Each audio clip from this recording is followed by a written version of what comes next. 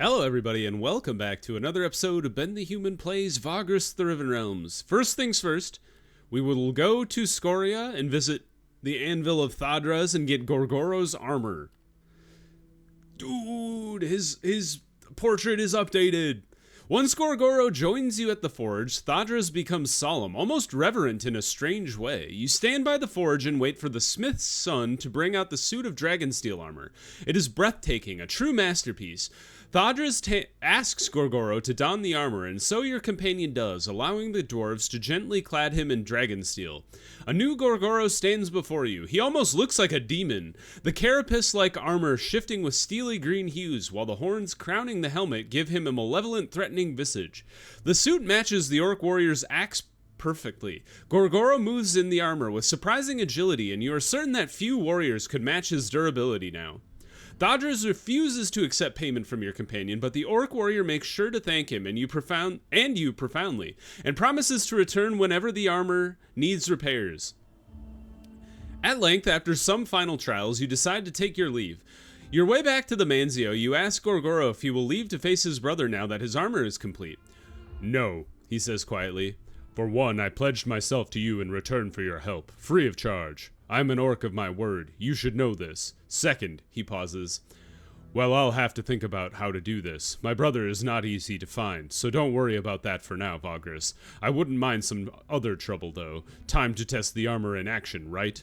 He laughs heartily, and you head down the street, followed by curious gazes. We got a smoldering heart? Oh, that's right, because, they borrowed that to, forge the armor in. Sick. I wonder if that means we can upgrade Gor'Goro for real this time. Let's go to, full level. Yeah. All right. Let's finish upgrading Gor'Goro. Oh, he just straight up got Gor'Goro's armor, which gave him +2 armor on his own, which is crazy. We would like to upgrade Gladiator. Brutal Charge is probably worth going after since I end up using that a lot. And then I'm kind of thinking, which is the one that means I don't move? It's not Die Hard. Immune to Fear. I mean, that one's probably good. Not being able to be stunned would also be pretty nice. What do you think is better? Being, evading in blocks no longer decreasing my evasion in block? Or Thick Skull, meaning we can't be stunned? Either seems really useful. Alright, let's go for block. Let's make him be a tank.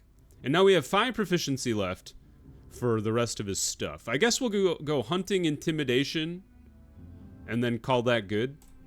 Alright, that's level 9 Gor'Goro for you. Is there anybody else we should update? We don't really use Ren. Eilani, probably good to go for a full upgrade there. Definitely want Sky Strike. Is there a way to get her some armor? Vitality, accuracy, all resistance. Elven Blood is evade and resistance. What if we do both of them?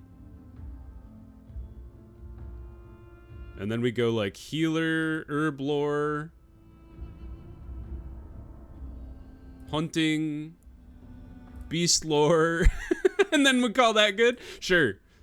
I don't know if I'm not very good at theory crafting the best builds for all of your companions. But I think that's good for now. Oh, and we can upgrade Sidarius too. Sick. We can't get Unholy Strike yet because that's prowess 4 or 6, sorry, and we can only get to 5.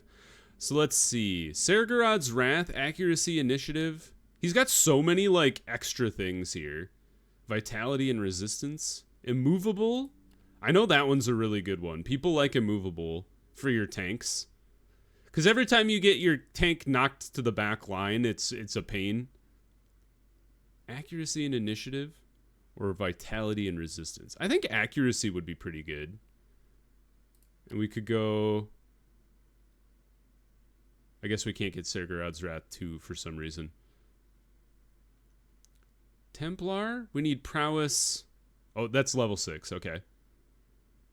Undead Champion? We'd need Tough 4. Okay. Undead champion it is. Can't get Templar yet. Conduit? Oscul's tenacity, but we don't have any more proficiency. Maybe we hold on to the 7 proficiency then. We'll keep it for now. And now we actually made it down to 1 insight. I've had like 50 insight for a long time. And then Harvick not really in use anymore. Got most of our other mainliners up to level 9. And then Skornar, once we get more insight, we could actually push to level 7. But I mean, Sidarius and Skornar are kind of vying for the same spot. I know some people would rather swap out Elani for Sidarius. I might do that in the future too if we get Skornar to the max level. I don't know. We'll think about it. But for now, let's go to the hill because we have to find the thing for Sidarius. It's not at the healer. What are you doing? Is it at a temple? To the temples. About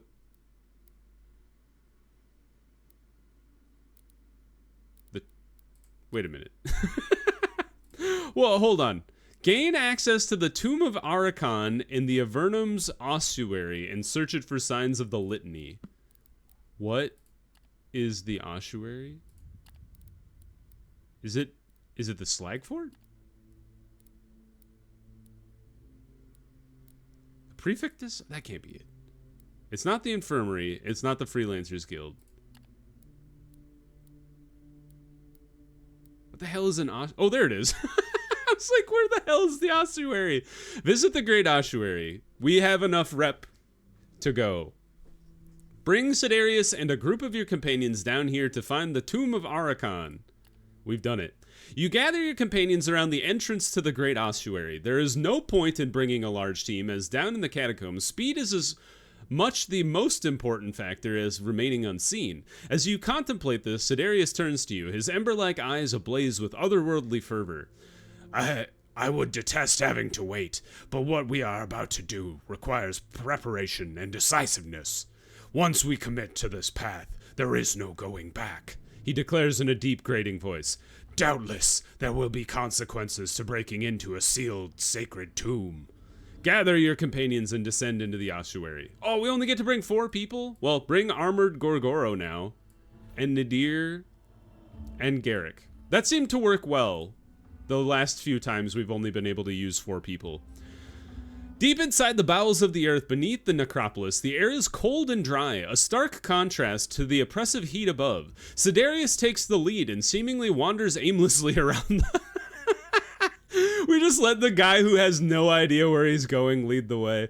Wanders aimlessly around the maze-like tunnels and claustrophobic chambers that make up the ossuary. The dimness is only broken by the thousands of candles along the walls and placed next to skeletons on burial shelves. Your gaze wanders along the remains interred all around you, and there seems to be no end to the bones. Thousands, nay tens of thousands must be at rest here.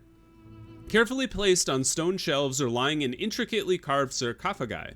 Pillars of skulls reach the low ceiling, but must serve decorative or religious purposes rather than playing a structural role.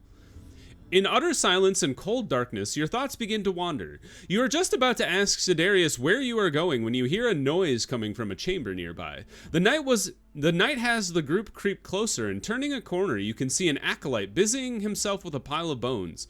Finally, Sidarius says, startling the young man, who leaps up and turns to face you. Dominus, he mutters, bowing his shaven head once he recognizes Sidarius as a knight of the Black Sun. Your companion senses an opportunity and takes it. Your incompetent fellows failed to perform their duty and guide me to the tomb of Arcane, he tells the acolyte, who gulps audibly. Their shortcomings do not reflect well on you, but perhaps you can redeem yourself. The acolyte launches into a detailed explanation of how to reach the tomb right away. You take a mental note of the directions, and it is for the best, as getting to your destination in this labyrinth turns out to be a complicated affair. Once Sidarius is satisfied, he tells the acolyte that Oscul looks after those who serve their betters well, and then you are off. You now walk along the corridors with purpose. As you are making your way toward the tomb following the acolyte's directions, you wonder why Sidarius did not slay the fellow. After all, he will certainly be questioned should you fail to hide the misdeed you are about to commit down here. Perhaps sensing your contemplation, he breaks the silence. What? Shake your head. Comment on his use of intimidation and his strange mercy. Ah, he lost loyalty. I was just curious. I took no pleasure in it, Sidarius rasps. Neither in uttering untruth nor in scaring a leal servant of the gods, and certainly not leaving witnesses. And yet I could not bring myself to slay him. The gods are watching here, so close to Tartarus. Our ends must justify the means, but there is a line to be drawn, else we become no better than the corrupt scum that would oppose us, no better than Canarius. I will not discuss this any further. We must be vigilant, lest we run afoul of some unforeseen peril here. You nod and keep walking in silence. Your group passes the section where the remains of the relatively recently deceased are kept. There is a special system of tombs for those who make donations to the Church of Ascul, illuminated by rows and rows of candles. Then you reach an older, almost neglected part of the ossuary. Conversely, this section is where the most outlandish remains are preserved. Some of them ostensibly belong to beasts, and they remind you of the bones embedded in the city's allegedly enchanted walls. You voice this and prompt Sidarius to comment. Almost certainly. These are of the same kind, from the same age, when the curtain wall around Avernum was raised. The knight runs a bony hand along the calcified remains to his right. Even though the bones for the wall's enchantment were brought here from the plains of bone, not all of the osseous matter was used in the end. Thus they buried the rest here, giving them the proper rites. Perhaps, similarly to how the remains embedded in the city walls bear enchantments to protect Avernum, these skeletons are ensorcelled to defend and bless those sacred halls. Sidarius adds after a brief pause, I've always wished to see this place with all its wonders. Regrettably, I had no chance when I was here with that snake Tiberius, hunting the slave lovers. I had to, grit his teeth, hide. Suddenly, the Dark Knight stops in his tracks and raises a skeletal hand. His ember-like gaze focuses on the narrow corridor's end. You ask him what lies ahead. We're here, the knight whispers, and you edge closer. Ahead at the end of the claustrophobia-inducing corridor, you can now see a small chamber lit by a myriad of small white magical flames placed inside of skulls. Across the room, a set of double doors covered in bone in an intricate design and carvings bar the way. Since there are no visible sentries, you enter the chamber and discover it is otherwise empty. From this close, the design is revealed to depict a four-armed skeletal figure at the center, holding books and a long staff, surrounded by servants in kneeling and praying positions. Carefully carved inscriptions on select bones spell out words you do not understand. The Tomb of Arcane, Sidarius reads in a low voice, confirming that you are in the right place. Sealed by potent enchantments, although strangely not Osculite in origin, he adds after carefully placing his skeletal hand on its osseous surface. Perhaps the reason for no gods, living or undead, in such a holy place. The knight then tells you to stand back and proceeds to kneel before the sealed portal. You can only hear murmurs from Sidarius, and you are certain that he is praying to channel the divine power of his gods. Finally, he reaches out with the tip of his steel sword, and when he touches the doors, the white flame flashes briefly across their surface. At the same time, a pair of skull torches are snuffed out, too.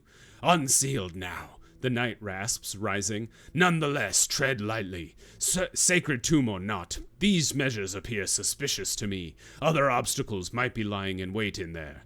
Sidarius then places his armored hands on the doors and pushes them in.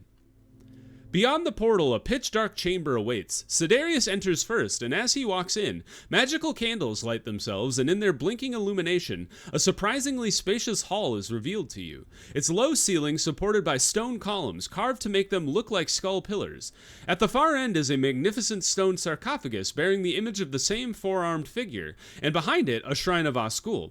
Smaller shrines dedicated to saints and the 12 are at the walls on the left and right. Urns and jars of clay lie about the tomb, as well as various bones, both often in piles large enough to reach the ceiling, but otherwise the chamber is empty. Sidarius approaches the sarcophagus and runs his skeletal fingers along the carefully inscribed ancient text upon its side. It speaks of Arcane, called the Quatermanes, The knight speaks softly now. She is noted here for a life in the service of the great Armoros, keeper of the tomes. Oh, wait. Wait a minute. My most trusted friend, unflinching in the defense of the Empire. My hands, he called her. Oh, wait. Is he reading all of this? He called her. High praise from one of the 12. May you find rest in Tartarus, knowing that your service was of great import to your people. Strange. Sidarius rises and rubs his jawbone thoughtfully. I would have thought that Archon perished later than Armoros, yet this epitaph was written as if the Lich himself was speaking. You propose that perhaps it was merely a creative license for whoever actually wrote the funerary text. Sidarius shrugs. Unfortunately, it is not the litany either, he rasps, somewhat irked, which leads us to... The knight falls silent and hangs his head low. You ask him what is wrong. We have to open it, he says quietly. Well, I have to. I held out a foolish hope that it would not come to this, guided by the gods or not, desecrating the tomb of a holy woman with such high regard. I cannot easily find the justification. Why would the gods make me do such a thing, and to their own leal servant no less? You tell him that it is just a tomb and that it needs to happen. Tell him that you do not care. Tell him that it is sadly necessary if he wants to understand what happened to him. Yeah, you are right. I shan't hesitate, having come this far. They must have their reasons for guiding me down this rigorous path. The knight flashes his blazing ember gaze upon you before turning to the sarcophagus, and in one powerful motion, he pushes the lid off the stone cask. It lands on the ground with a large crash. Once the echo dies off, you look inside the sarcophagus. The magical lights in the skull sconces begin to flicker immediately, but even in the eerie illumination, you can see that the sarcophagus is empty. What is this? Sidarius growls incredulously. At that moment, the double doors shut with a loud boom. Some of the bones in the chamber begin to move of their own accord. As your companions take up a fighting formation, the piles arrange themselves into tall, twisted, and terrifying undead, merged from osseous matter. 3 of them are now shambling towards you, and behind them a single skull hovers in the air. Moments later, an ethereal form manifests out of thin air around it, and you are now face to face with a wight. Trespassers! Desecrators! You cannot leave with what you have seen, the abomination screeches. It is you or them, it seems. Alright, we've got Crypt Haunter, and then some bone dudes, bone walkers. This shouldn't be too bad, but we will set it up like this. I don't know how tough this guy is. But we'll try to buff Sidarius. And then just go... Honestly, try to debuff all these guys before they get to act. Didn't work. One of these days I'm going to remember that debuffing the undead does not work at all. Throw down your wards. Get some damage over time going on. Ooh, boy. Fire the gun. Burn them. Stop hurting Nadir. She did nothing wrong. Got him. Let's break this guy's armor. We're just gonna try to stack as much damage on the guys we've already wounded as we can. Reload your gun, my man. Attack. Try to kill the ghost. Oh, for 11. Fantastic. Kill this guy. I think we burn him to death before he gets to act. And then we'll go after the other guy next turn. Boost. Actually, just debuff this guy. Shoot him for 12. Fantastic news. Let's go for the fire. 7 damage is a lot. Break him. Hey, he's dead. Fantastic news. That wasn't too bad. Gor'Goro took a lot of damage, but that's why we got him that good armor. With the undead foe vanquished, the flickering of the sorceress light ceases, and you can finally take your time to look around the tomb. The doors can be opened once again, dispelling your fear of being buried alive in this dire sepulcher. Once you ensure your way of escape, Sidarius proceeds to stomp the undead remains to bits and dust, just to be certain they do not reawaken and reassemble. Then you turn your attention back to the sarcophagus once more. There was never anyone in this. Arcane did not perish here, and neither was she ever interned in this place. The knight speculates, and by all signs the casket was seemingly always empty. But why go to these lengths? Enchantments, guardians, historical records, to set up a hollow tomb. You propose that it is certainly aimed at hiding something important. So it would seem, the knight admits, leaning on the side of the sarcophagus. Then he tilts his skull to the side. Behold! You squint and move your lantern closer to make out what Sidarius is pointing at, and there it is, rows upon rows of words finely inscribed into the inside of the stone casket. Words of the litany, to protect the sacred dead from corruption, the knight rasps and curls his hand into fists. The gods smile upon us, they did indeed guide me here for a reason. It cannot be anything other than a sign. He proceeds to copy the words onto a parchment, while you and your companions quickly search the place. Though Sidarius might condemn tomb robbers, he is too occupied to notice. The knight rises a few minutes later, parchment in hand. Yeah! We got... Oh, spectral residue! Yes! Ivory, ancient tablet, spectral residue, marble statues, rare jewelry, and a valuable treasure. It is time to leave, and so you do, closing the empty tomb's double doors behind you, perhaps due to the fact that it is in a remote, abandoned section of the ossuary, or indeed because the gods are watching over you and the knight. Nobody stops you. At length, you leave the maze of the catacombs behind and head up to the ash-coked surface, eventually reaching the Manzio. Sidarius is ecstatic thanks to your find, though he cools off after a quarter of an hour later when he realizes that the text you found is merely a fragment of the litany. Still, he says it is more than you could have hoped for. He retires to study it while you return to whatever duties you want, gain some insight and some movement. Let's explore the city, do business with the wraiths. Sure, I'll buy an ancient tablet and a dwarven gadget. You can give that to Garrick. Sadirar. Jewelry. Oh, I don't want to sell them spectral dust. Are you crazy? I would never. All right. Well, that went really well. The next thing for Sidarius is getting to the Iosian Quarry and all the way back to Torzeg's shelter. So, Iosian Quarry is here. So, we'll probably head to Larnak first and then head east from there. I don't think there's anything else for us to do. These are all on the north side of the continent. That one as well. I haven't been up on the north side of the continent in a while, so maybe after we finish Sidarius's quest, we'll head up there for a bit. Set up the outpost. We'll have to head back to the outpost, too. Scornar's mission. We still need to get Ren's dark magic done. Oh yeah, we need to bring Ceruleus Crystal to be able to possibly recruit Yurg. Although I don't know if I like the idea of having Yurg mounts. And then finish the worms, Harvick, Source of Discord. Okay, well let's head to Larnak. And speak of the devil, there's a mission for Larnak right away.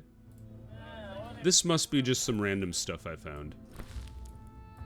He says, hopefully. Any more Larnak missions? There's another one. I'm used to missions from Avernum being like metal based. And then let's fill out on supplies. 9 days? I think we can get to Larnak in 9 days. Yeah, we'll just go directly there. And this will make us a lot of money, so I'm excited about this. No movement, so actually, let's go camp in the Manzio real quick.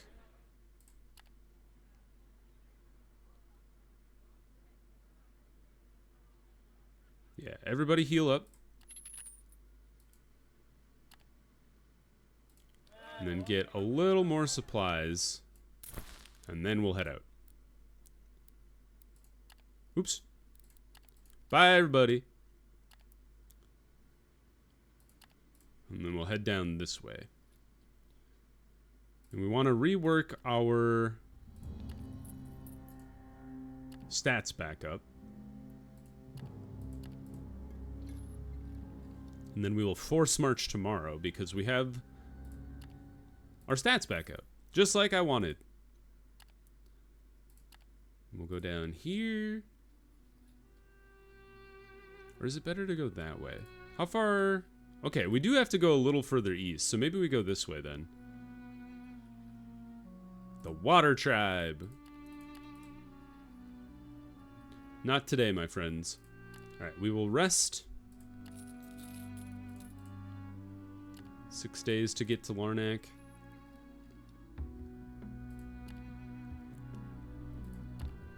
You could take it with a grain of salt, but it's kind of nice that you can send people out to gather, well, that didn't work, but you can send people out to gather resources while traveling through the desert just because of how the movement ends up working out most of the time. Try to smuggle our goods in. We did it. Okay. Turn these in. We're rebuilding the coffers. And now, exchange news. You want to go to Torzag's shelter? Come along. Wow, the traders will pay me 10 silver for going to the Crimson Gate. I will go there because we need to check in on the mining outpost. It'll be actually tomorrow is the day they finish the survey. So we're going to be a little late, but that's fine for now. Meanwhile, let's see if we can't get enough stuff to take to Torzag's shelter. There's some stuff. I gotta remember to use the sort buttons. There's another one. Don't take too much, because you do need supplies. Okay, never mind. We hit the limit. How far is Torzag's shelter from here? 8 days? Are you kidding me? That can't be true. Because it's 5 to the Drusian Quarry, and then it's like 10. It's got to be like 12 days from here.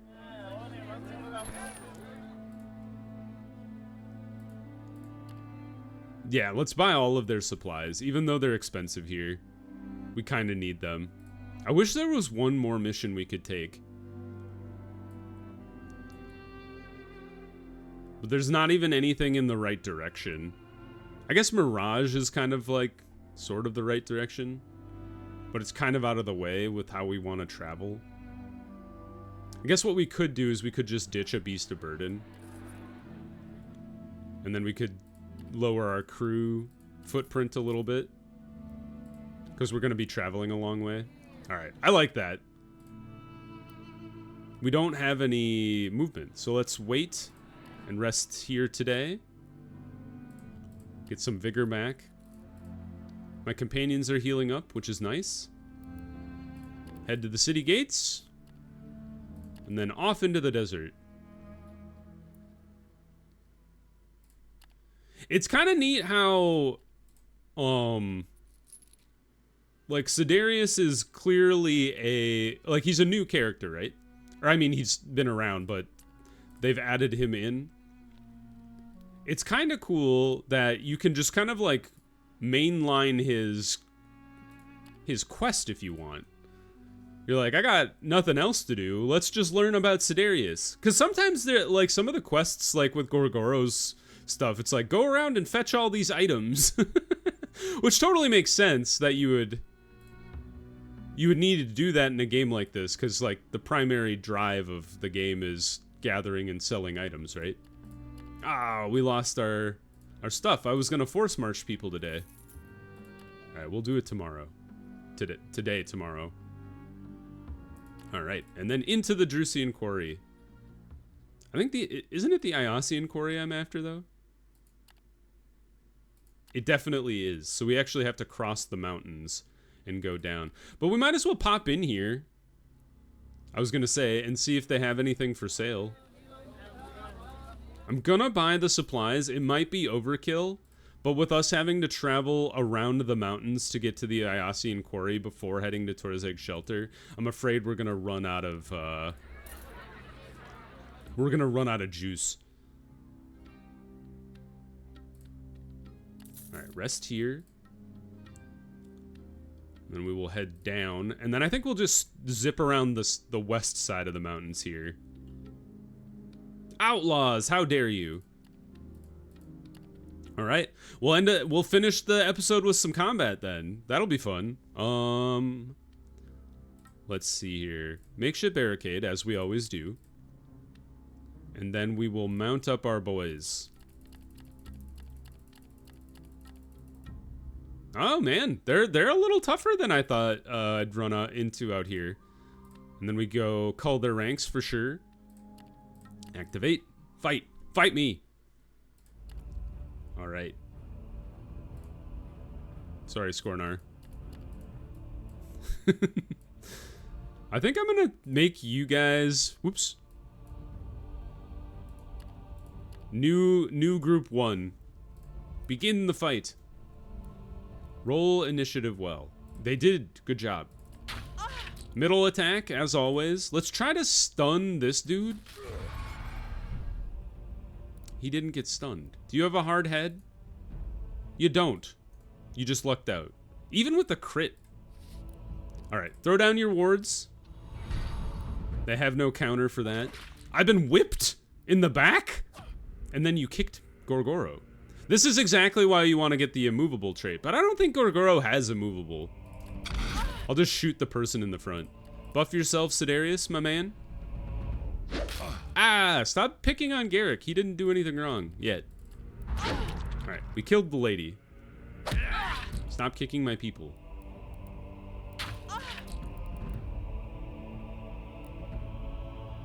Alright, burn these two.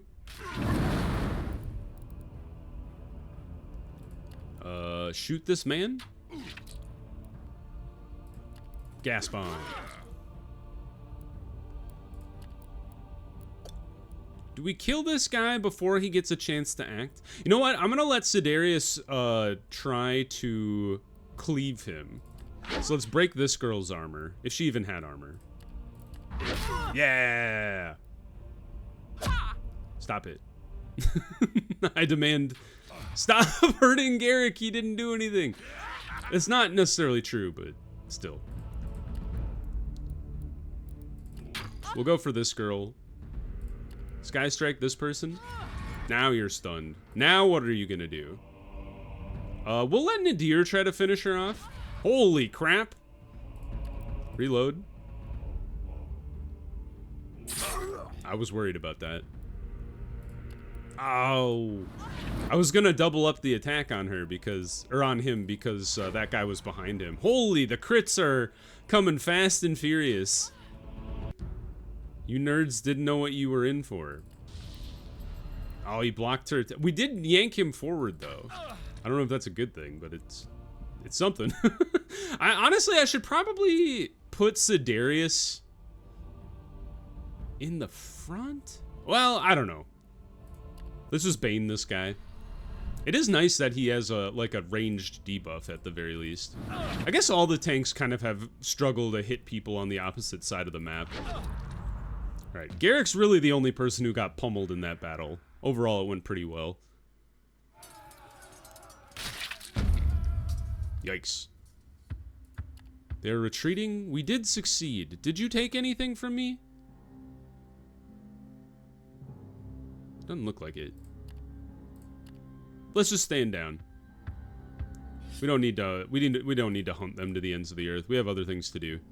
Oh, we just got a crap ton of people. That's like too many people. 14 fighters and 7 scouts plus 7 workers. Well, thank God we're going to the quarry next. All right, put them all to work, I guess. And the scouts. Holy crap! They all immediately failed. All right, one more little jaunt over here, and then we'll be in the quarry where we need to go. All right, in we go. Let's clean up the Comitatus here. 28 fight, like, it's just too many people. All right, let's get 3 fighters, get down to 25. I didn't even... More fighters. Be gone. I only want 25 of you. It's too many. Buy the 3 horses that they have. Get rid of all of the workers. Sell 7 of the scouts, because I don't want... Oops. Oopsies. Because I don't want to have that many scouts in my party either. And then how are we doing? 26. We could get one more of you. 12 12 cargo? Do we even have space for 12 cargo? 1, 2, 3, 4, 5, 6, 7, 8, 9. Yeah, not even close. Do you have smaller... Do you have a smaller cargo run to Torzek Shelter? It does not look like it. Cobber and Lumen. Yeah. Okay, we'll just pick up with Sidarius's quest next time. Oh, these people want to go to the Mines of Plenty. Sure, I'll take you. We'll pick up with Sidarius's quest next time. If you guys enjoyed the episode, click the like button. It helps me out a lot. If you want to see more Vagrus, the Riven Realms, or the other videos I have going on the channel, subscribe to the channel. Make sure your notifications are on so you know when the videos go live. And I will see you in the next one. Bye-bye, everybody.